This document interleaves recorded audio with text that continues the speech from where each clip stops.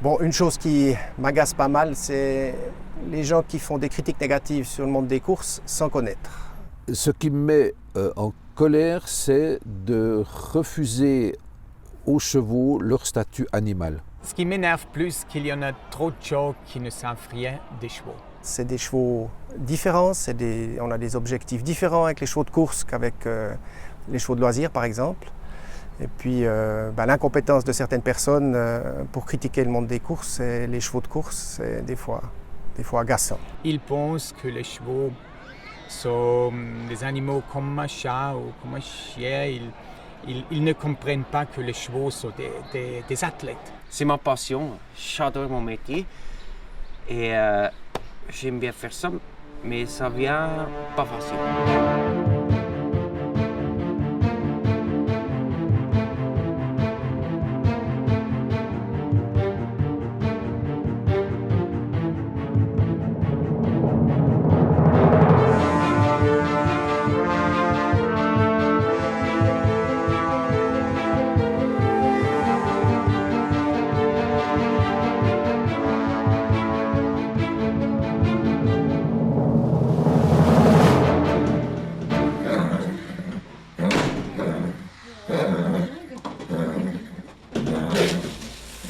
Canols est impatient et il le communique généreusement.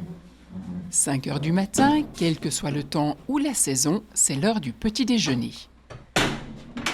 Jeden Morgen, ich komme ein bisschen früh und ich gebe Futter und ich schaue jedes Pferd, ob der hat gut gefressen oder nicht. Yana connaît les chevaux de cette écurie par cœur. Leurs habitudes alimentaires, leurs petites manies. Elle est la diététicienne attitrée et chacun des pensionnaires a droit à son mélange personnel. Wenn Pferd arbeitet mehr, natürlich kriegt er auch mehr Futter.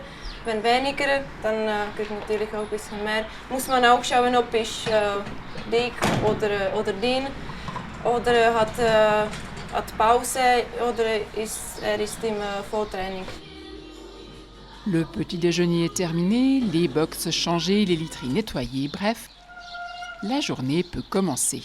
Avant de chevaucher un vélo, Andreas Scherer était jockey professionnel. Aujourd'hui, il est l'entraîneur responsable de 24 chevaux de course dans la campagne zurichoise en Suisse. À son arrivée, Yana lui fait un rapide rapport sur l'état général de ses locataires. Ce matin, l'évolution d'une blessure requiert toute son attention. C'est un cheval qui a couru avant-hier et c'était un petit accident dans la course. Ça veut dire un cheval qui a galopé dessus, un cheval qui a suivi derrière. Il a galopé dessus et il est blessé, le cheval. Mais heureusement, c'est pas très grave. On va voir le vétérinaire plus tard.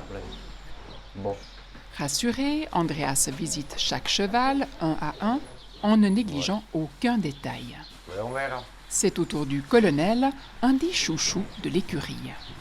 Oui, c'est un grand course qui arrive, un des plus grands courses en Suisse. Et c'est impressionnant, c'est un tout petit cheval, mais il y a un cœur qui est plus grand que lui. Hein? C'est un peu malade. C'est des athlètes. On attend des résultats, des chevaux qui courent. Et pour moi, la base, c'est un cheval qui n'est pas bien, qui ne vit pas bien. Il ne peut pas se donner. Il peut pas donner un maximum. Et pour ça, dans mon écurie, ça c'est absolument la base que le cheval, il est bien. Il est bien dans son box, il est bien à l'entraînement, il est calme et il est heureux. Ça c'est important. Mais qu'est-ce qu'un cheval heureux? Qu'est-ce qui participe à son bien-être? Peut-on travailler avec lui ou le faire travailler? Est-il respecté pour autant? Ces questions, un groupe de travail se les est posées. Les résultats figurent dans un rapport sur des réflexions éthiques face au cheval et la dignité y tient une place prioritaire. Alors la dignité du cheval, c'est de respecter ce qu'on peut appeler aussi sa valeur propre. C'est-à-dire c'est une valeur intrinsèque au cheval qui est totalement indépendante de la valeur qu'on lui attribue, nous, par exemple la valeur patrimoniale, la valeur affective, la valeur pécuniaire, la valeur marchande. Indépendamment de ça, le cheval a une valeur intrinsèque, parce qu'il est cheval. Or, la nature du cheval et sa valeur intrinsèque est de galoper dans les grands espaces. Donc on comprend bien que de laisser un cheval galoper, on ne peut pas appeler ça une contrainte.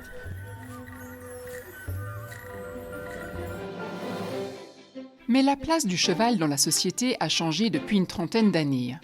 La cavalerie a disparu, le statut du cheval a glissé du domaine utilitaire au domaine des loisirs, le cheval est devenu un animal de compagnie, avec une proximité toujours plus grande, ce qui rend le rapport parfois difficile à gérer. C'est une tendance assez humaine, justement, de materner, de soigner et de penser qu'on fait le bien. Et c'est effectivement de nouveau l'anthropomorphisme qui est le grand danger, c'est qu'on prête aux animaux des sentiments humains. Et ça, c'est une grave erreur qui peut nuire aux animaux. La publicité exploite sans modération les émotions des humains prêtées aux chevaux et renforce ainsi dans l'inconscient populaire la confusion générée par l'anthropomorphisme. Et il faut bien le dire, souvent pour le pire. Ce qui me met en colère, c'est de refuser aux chevaux leur statut animal et d'en faire des humains, pour certains des poupons ou des bébés. Et ça aboutit tôt ou tard à des excès qui sont des mauvais traitements. Jusqu'au début du XXe siècle, le cheval est considéré comme une machine qui ne souffre pas évidemment et qui ne mérite aucun égard.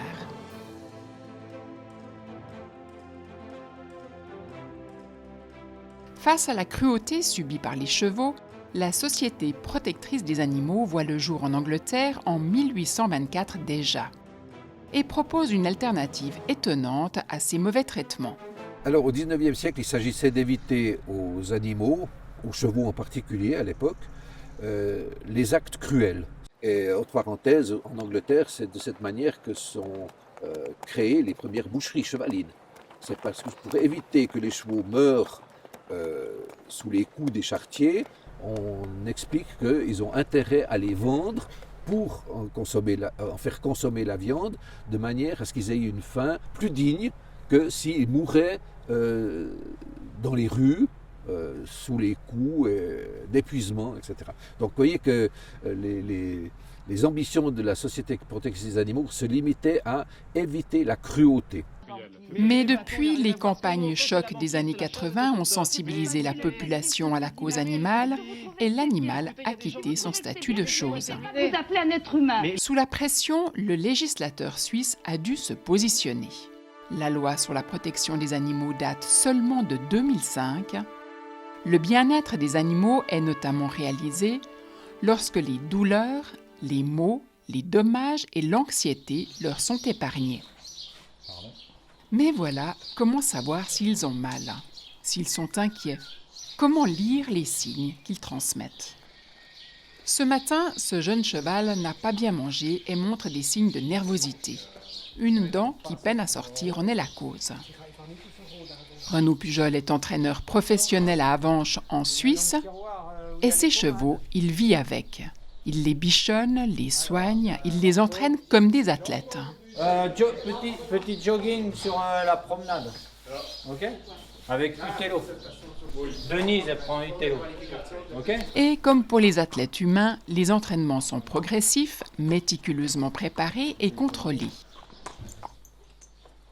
Renaud installe ici un capteur pour surveiller les pulsations du cheval durant l'effort à un endroit très précis. Juste derrière le harnais, que les émetteurs appuient là où se situe le cœur en fait. Est-ce que c'est pour mesurer les fréquences cardiaques? Un récepteur est fixé devant le siège du driver pour connaître en permanence, durant l'entraînement, l'état de forme du cheval. Au fait, c'est les mêmes techniques que pour les humains. Tout à fait. Tout à fait, c'est pareil. C'est semblable. Chopin est enfin prêt pour sa séance d'entraînement.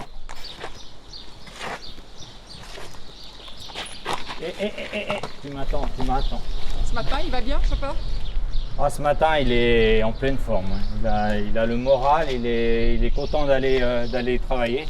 À Et quoi ça- on voit? À quoi on voit? À son comportement, il a bon œil, il est joueur, il est gai. Et là, on s'aperçoit qu'il a du plaisir, il est impatient, là, il le montre. Et donc, c'est un cheval qui est vraiment en pleine forme.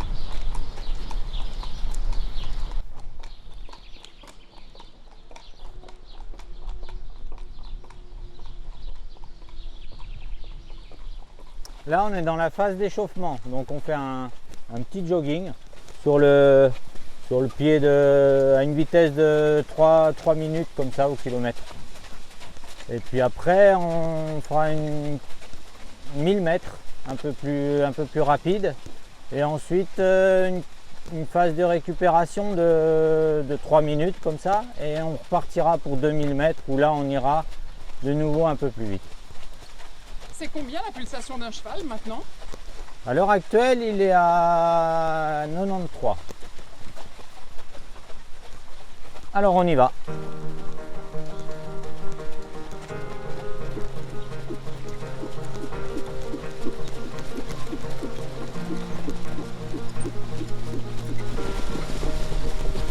Franck, tu peux y aller 1000 mètres entre 40.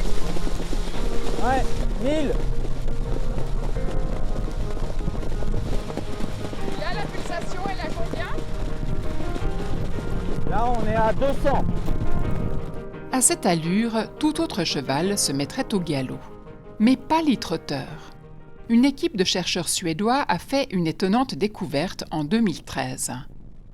Elle a mis en évidence la mutation d'un gène qui influence la locomotion du cheval. Ce gène a un effet positif sur la vitesse du trot en retardant la faute au galop chez les trotteurs français comme Chopin. On est bien loin de la contrainte souvent dénoncée. Donc, on a des chevaux trotteurs qui ont génétiquement l'aptitude à trotter. Donc, contrairement à ce qu'on pourrait croire, le trot de course n'est pas une allure forcée, obtenue sous la contrainte, avec des harnachements et des moyens artificiels. C'est la nature de cette race, qui est le résultat de la sélection, de trotter. Ça vous a surpris, ça? C'est surprenant parce que je ne pensais pas qu'on aurait un gène qui soit aussi déterminant que ça. Parce qu'on a l'habitude d'avoir plutôt une palette de gènes qui, au total, influencent certaines caractéristiques du cheval. Et c'était surprenant de savoir qu'il y avait un gène qui était responsable de cette coordination et qui soit aussi déterminant. Il leur faut combien de temps pour récupérer? 10 minutes. 10 minutes, ils sont bien après. Là, à quoi vous voyez que Chopin va bien? Alors, je dirais pendant le travail, il a tout le temps eu l'envie d'aller. Ça, c'est déjà un bon signe. Et quand je l'ai déboîté pour faire la phase finale, il était très accrocheur comme ça. Et ça veut dire qu'ils sont bien, qu'ils ont du mordant, ils ont le moral. Et ça, c'est toujours important. Alors.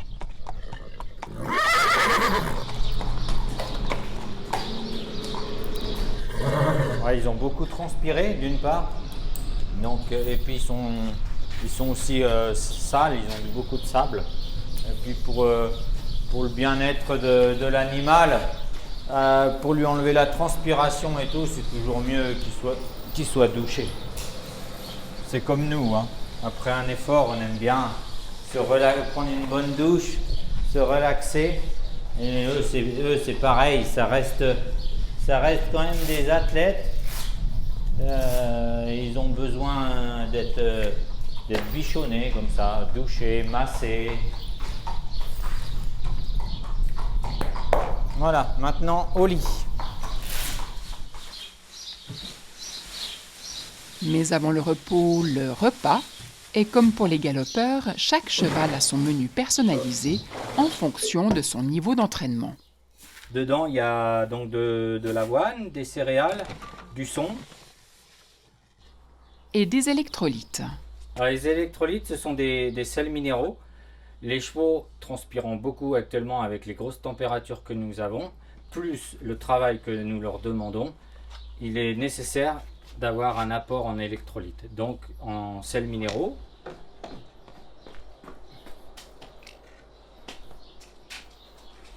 Et je rapporte un peu d'eau chaude et on appelle ça un barbotage.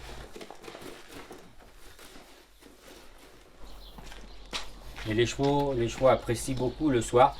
Alors, Evora, Django, trompone. C'est très bon pour le tube digestif et ça change de l'aliment sec.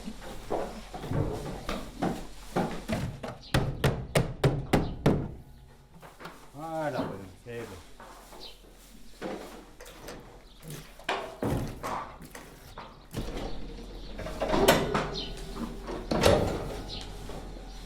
Tu peux ouvrir chez Bohème, s'il te plaît? Dans les chevaux de course, vous ne trouverez pas de chevaux gras parce que s'ils sont gras, ils n'arrivent pas à courir.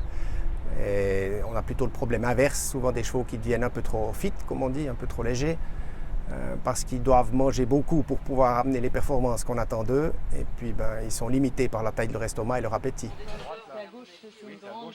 Si les défenseurs des animaux, comme la Fondation 30 millions d'amis, sont souvent sollicités pour venir en aide aux chevaux maigres, rarement elles sont requises pour venir en aide aux chevaux en surpoids. Les chevaux obèses, c'est pas pris comme un mauvais traitement, parce que l'obésité fait partie de notre société.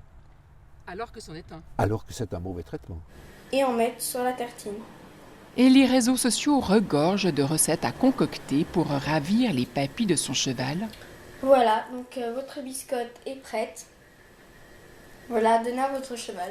Les problèmes d'obésité se rencontrent chez les chevaux de loisirs principalement, et des fois aussi des chevaux de compétition de bas niveau, que ce soit dans le saut, le dressage ou comme ça, parce que les cavaliers sont trop attentionnés pour leur cheval. Une autre manière d'appréhender l'état de santé de son cheval passe par le toucher. Palper, caresser, masser, une étape primordiale pour Clément Lheureux, jockey professionnel chez Andreas Scherrer.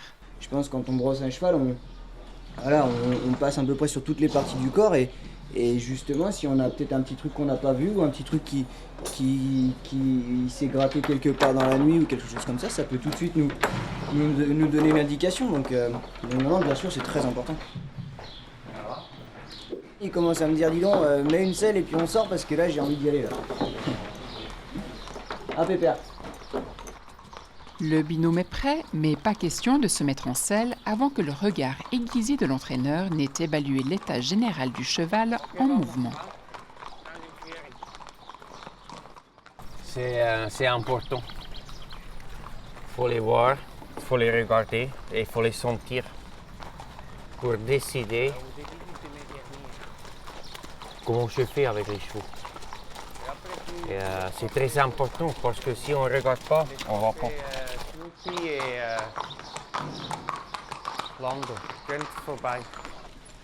Et quand un cheval montre des signes de morosité, Andreas fait avec.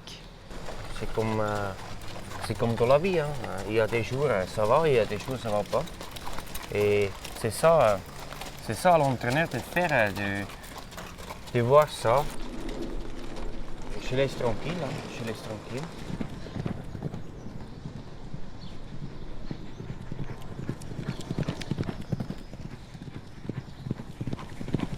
Vous voyez, les chevaux, ils sont bien. Ils vont revenir avec plein de casse et heureux. Ça, c'est important. Impeccable. Il commence à comprendre, le mec. Hein. Il commence à monter en condition. comprendre. Ça va? Tu as changé de chambre? Oui, à l'intérieur. Coq Bleu a rejoint les écuries Scherrer en août 2016. Il est arrivé fatigué physiquement et moralement. Aujourd'hui, après une année aux petits soins, il reprend du service. Bah moi ça me fait plaisir parce que c'est un cheval que j'ai toujours estimé, qui a eu des petits problèmes physiques et à qui on a donné le temps. On s'est vraiment bien occupé de lui, on lui a vraiment laissé du temps pour qu'il se repose, pour qu'il se refasse une santé. Et là je suis vraiment content de le revoir dans ce état-là, c'est super. On assiste à un changement de paradigme. Nous sommes passés de la domination de l'homme sur le cheval par la contrainte à la collaboration. Les études récentes montrent qu'on peut motiver les chevaux et que dans le système d'apprentissage, on peut les motiver avec des récompenses, avec des pauses. Oui, c'est nouveau parce qu'avant tout se faisait avec la punition et la contrainte. Tandis qu'on est maintenant dans un domaine où on cherche à motiver et on comprend mieux qu'est-ce qui motive les chevaux. Donc on a beaucoup ajouté de bien-être aux chevaux par cette nouvelle démarche. Entre-temps, le vétérinaire est arrivé pour contrôler le cheval blessé lors de la dernière course. Et là aussi, l'observation est primordiale.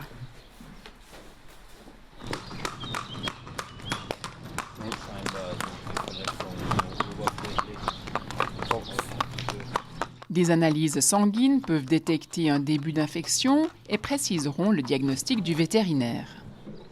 Wir machen das grundsätzlich hier in dem Stall, dass wir den Pferden in regelmäßigen Abständen in der Saison Blutproben entnehmen, um den Trainings- und Gesundheitszustand der Pferde zu überprüfen. Wenn ein Pferd nicht die erwartete oder gewünschte Leistung in einem Rennen bringt, macht der Trainer es grundsätzlich als Überprüfung des aktuellen Gesundheitszustandes. En attendant les résultats, l'athlète est traité avec des antibiotiques et une crème anti-inflammatoire. Tout est consigné dans le dossier médical personnel du cheval. Et en attendant d'être totalement soigné et guéri, le cheval ne participera à aucune course. Le principe fondamental des courses, et depuis très longtemps, c'est qu'aucun cheval ne peut participer à une course s'il est sous l'effet d'une médication ou d'un produit dopant. S'il est malade, on le soigne, on l'arrête. S'il est accidenté, on le soigne et on l'arrête. Lorsqu'il sera complètement guéri et qu'il n'y aura plus aucune trace de médication dans son corps, il pourra à nouveau participer à une épreuve. La position de la Fédération suisse des courses est sans équivoque. Une position confirmée par le tribunal fédéral en 2007 dans l'affaire Oldcat. En effet, en 2002, Oldcat souffre de coliques graves. Son vétérinaire lui administre un puissant analgésique. 6 jours plus tard, ce cheval gagne une des courses les plus prestigieuses en Suisse. Contrôlé positif, le cheval est disqualifié. S'ensuit une longue bataille judiciaire qui se conclut par un arrêt du tribunal fédéral.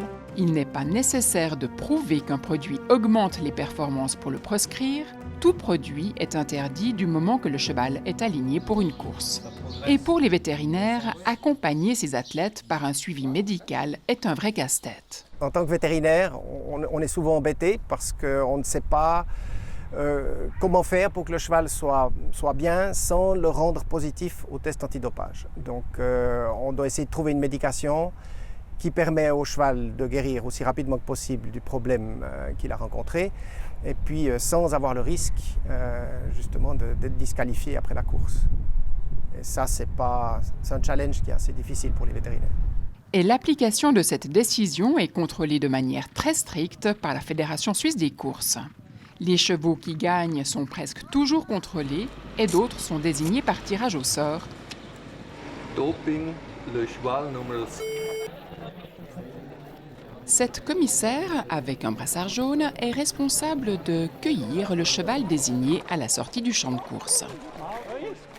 Et de marquer avec un brassard jaune également l'accompagnant du cheval qui n'est pas nécessairement le jockey ou le driver. Et depuis cet instant, il s'agit de ne plus lâcher des yeux le couple pour éviter toute tricherie.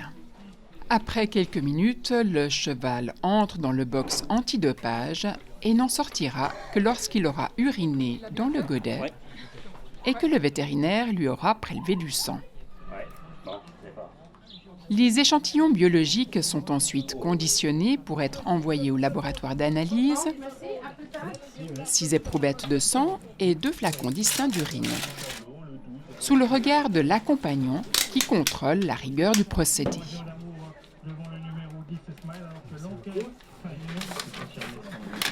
Et qui part de Paris pour la France.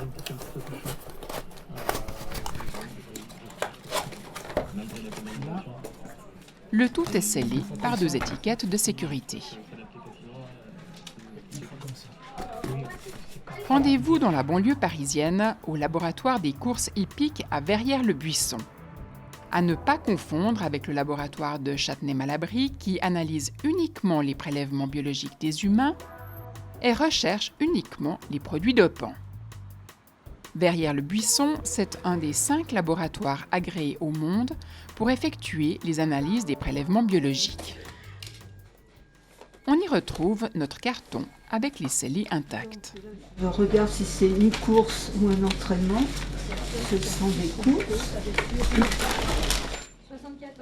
En arrivant au laboratoire, les échantillons sont identifiés par une série de chiffres afin qu'aucun nom ne soit divulgué. 155 plus 4, 33. 76, course, trop, femelle, 4, 3, 44. Et par cette litanie, une nouvelle identité leur est attribuée. C'est à nouveau réanonymé, c'est-à-dire que les techniciens ou les analystes ne savent pas s'ils travaillent sur le gagnant de l'Arc de Triomphe ou sur un chameau, enfin en fait c'est des dromadaires, du Qatar, d'Abu Dhabi ou de je ne sais où. Donc si vous voulez, on est très détaché de l'aspect passionnel, personnel, on s'attache uniquement, j'allais dire, aux données analytiques, et autant on est très très content lorsqu'on a trouvé une substance nouvelle, si vous voulez, on dit « Ah ben voilà, celle-là on la cherche depuis longtemps, enfin on l'a trouvée », mais c'est complètement détaché de l'identité du prélèvement et du cheval ou de l'animal correspondant. Dans ce laboratoire, chaque année, environ 30 000 échantillons sont analysés. Des échantillons en provenance de France, mais aussi de nombreux pays étrangers, dont la Suisse. Ici, on cherche tout, absolument tout, contrairement au laboratoire pour les athlètes humains. Pour ce qui concerne les athlètes, on va dire les athlètes, c'est de rechercher essentiellement les substances qui sont susceptibles d'améliorer les performances de l'athlète.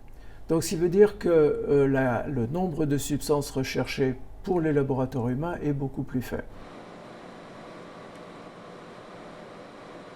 Et non seulement on cherche tout, mais avec des concentrations limites bien plus exigeantes, des processus rendus possibles grâce à de la technologie de pointe, puisqu'on le rappelle, aucune substance ou trace de substance n'est autorisée lors des courses.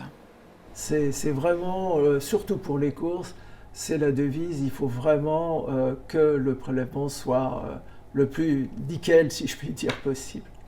Donc en fait, vous êtes plus sévère que les laboratoires humains. Oui, clairement. Clairement. Les contrôles sont beaucoup plus stricts qu'en médecine humaine puisqu'on n'a pas la même législation, quoi. Les athlètes humains, s'ils ont mal quelque part, ils ont le droit de prendre un anti-inflammatoire. En médecine équine, on n'a droit à rien, donc c'est difficile. On doit jouer avec la phytothérapie, avec de l'homéopathie, des choses comme ça, qui pour des sportifs sont des fois pas suffisants.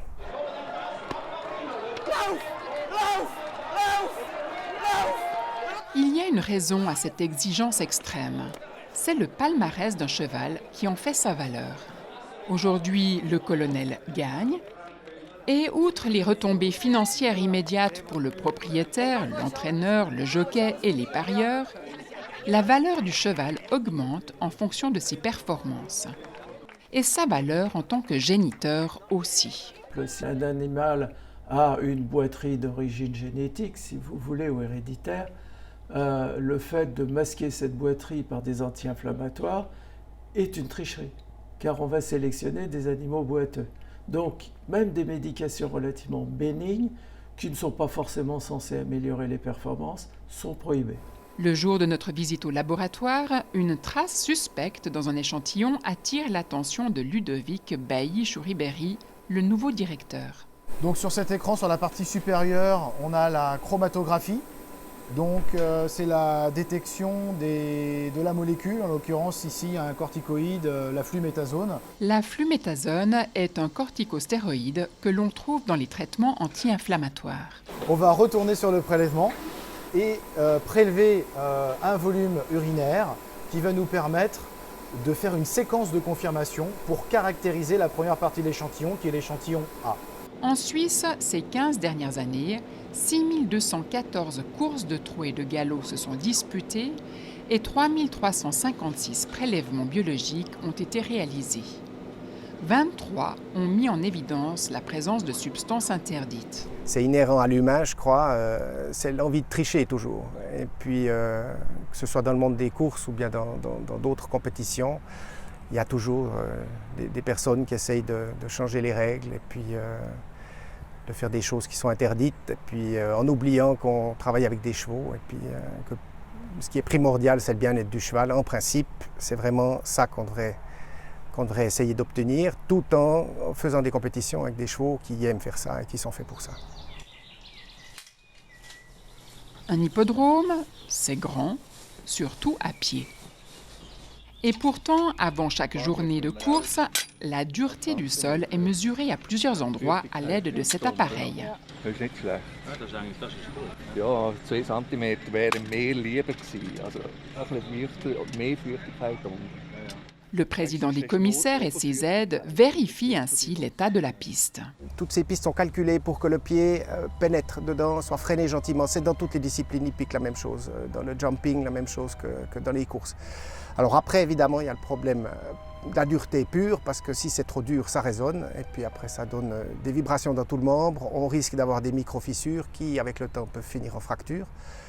Et puis si la piste à l'opposé est trop fouillante, des pistes en herbe trop profondes par exemple, c'est plus difficile pour les tendons et puis toutes ces structures-là qui risquent d'être mises à forte contribution et puis se retrouver avec des maladies après, des ruptures ou des inflammations.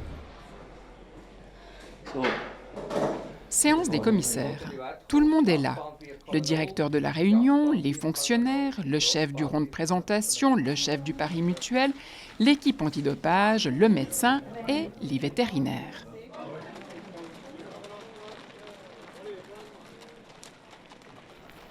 Les vétérinaires observent avant chaque course, chaque cheval. Donc là, on regarde en fait que les chevaux ils sont aptes à courir, donc c'est-à-dire on regarde s'ils ne sont pas boiteux, si on n'a pas de blessures visibles sur le corps, les jambes, la tête. On regarde aussi l'harnachement qui est important. Par exemple, en Suisse, on n'a pas le droit d'attacher la langue. Voilà. Donc vraiment, on regarde s'ils sont en santé pour courir, en fait, principalement. Et quelle est votre possibilité d'intervenir si vous sentez que le cheval n'est pas prêt à courir? Alors si on sent que le cheval n'est pas prêt à courir ou qu'on a un doute, on va directement le communiquer en fait au commissaire des courses. Et après c'est eux qui évaluent la situation et qui disent si oui ou non le cheval a le droit de courir. Toute observation particulière pour les vétérinaires est inscrite dans ce classeur tenu confidentiel. Et un suivi est assuré d'une réunion à l'autre, entre les vétérinaires justement. C'est ce qu'on appelle le monitoring. Sur ces listes-là, on a les chevaux qui ont eu un incident ou un accident sur un hippodrome le jour de la course.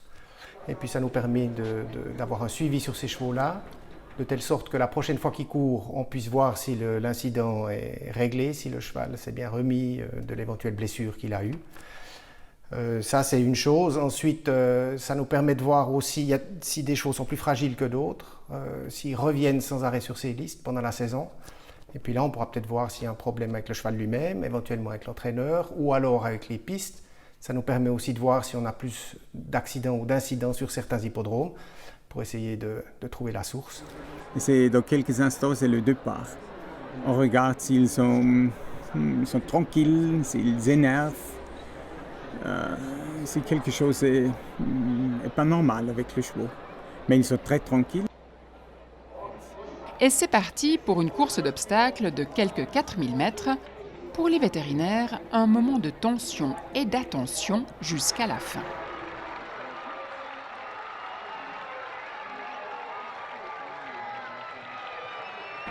Là, vous êtes content? Oui, très content. Oui, et la course est très bien préparée. Ils sont comme vous dites, des conditions magnifiques pour les chevaux. Je veux dire, ce n'est pas une course qui est très dure, ce n'est pas une course qui est très molle, alors c'est très bien préparé pour les chevaux.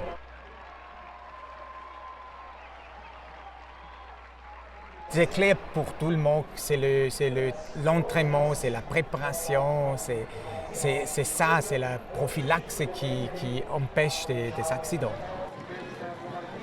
Et les chevaux, ils aiment. Ce qu'on a vu aujourd'hui, c'est quelque chose que le cheval il aime à faire. Ça veut dire les chevaux, ils aiment le sport, ils aiment faire des choses avec les êtres humains. Il y en a trop de gens qui pensent les chevaux, ils n'aiment pas le sport, ils n'aiment pas être ensemble avec les êtres humains.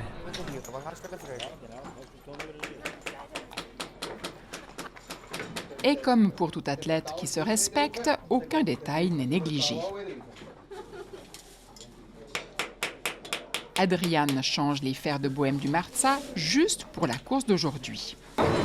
Alors on a enlevé les fers parce que la jument elle n'a pas de talon. Alors elle descend avec le bouleur au sol et ça lui fait mal. Alors on a mis un fer normal avec une plaque compensée, avec un silicone dessous qu'elle est très confortable. Mais ça ne va pas pour courir sur l'herbe. Alors on met 2 aciers normaux et on court avec les aciers. Puis ça on remettra ça demain. Vous lui changez les baskets, quoi? Oui, voilà, tout à fait, oui.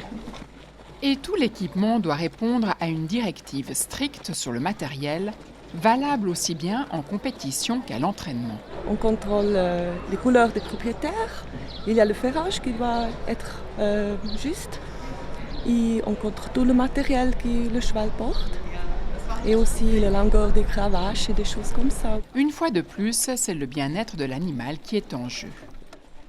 Et pourtant, malgré toutes ces précautions, tous ces aménagements, ces règlements, l'image des courses n'est pas reluisante.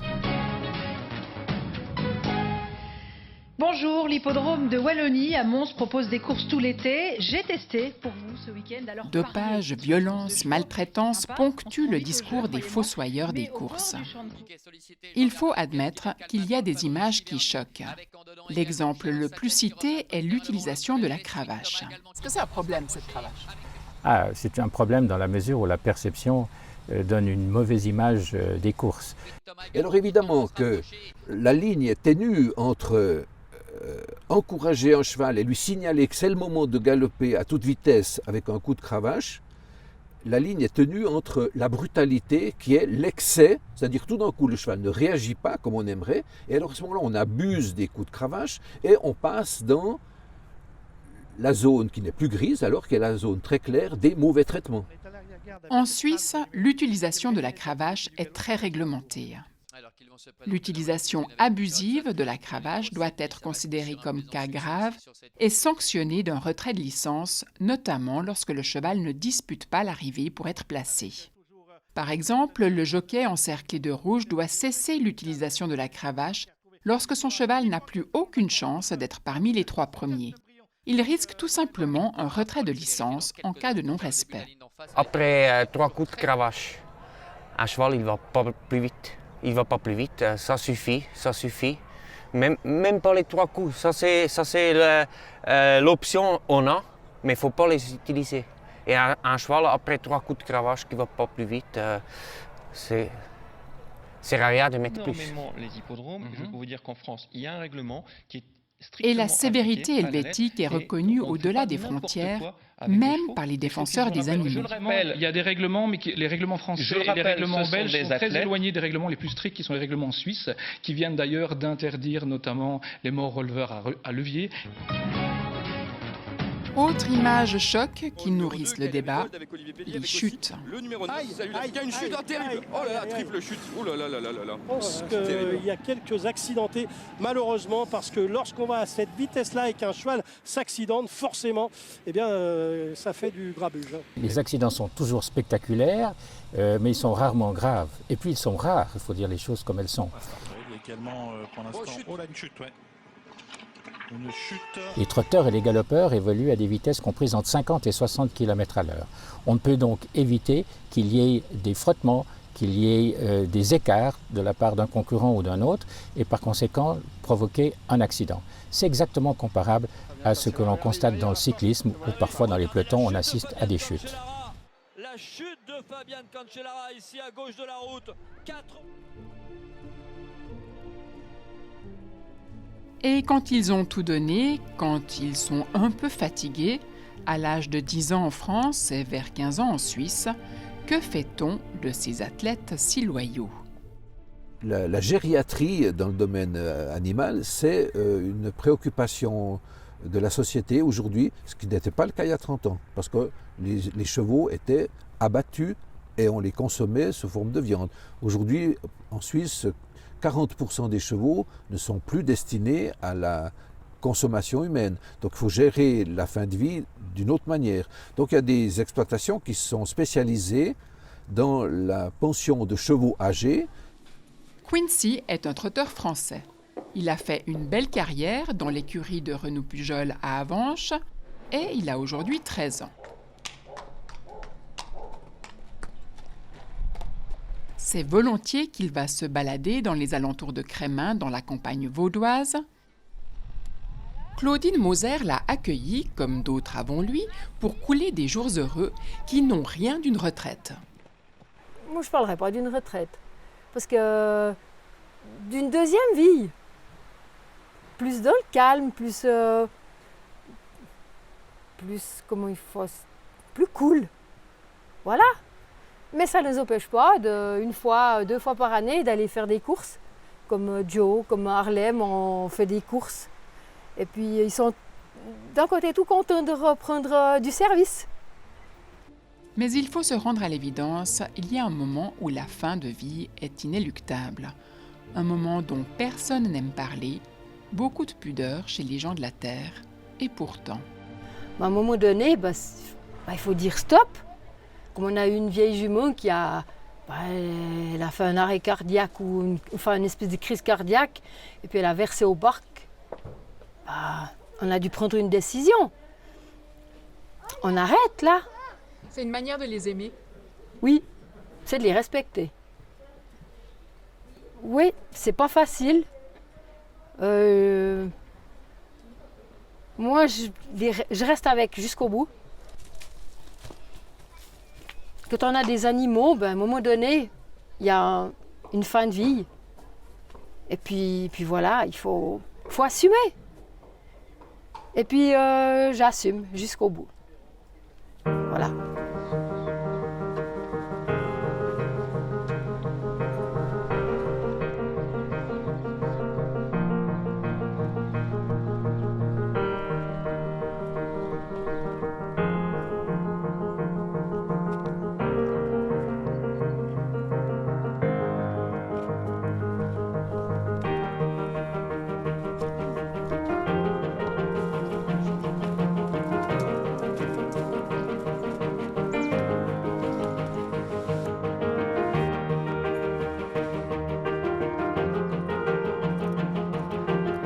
Fin d'un voyage qui m'a conduite dans les arcanes d'un monde méconnu.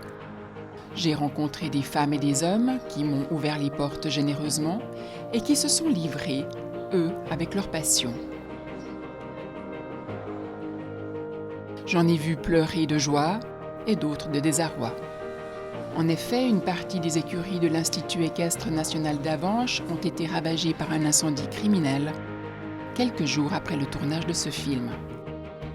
Chopin et 23 de ses acolytes ont péri dans les flammes, et pourtant, l'amour et le respect offrent un contraste porteur d'espoir, non? Que vous en soyez tous remerciés.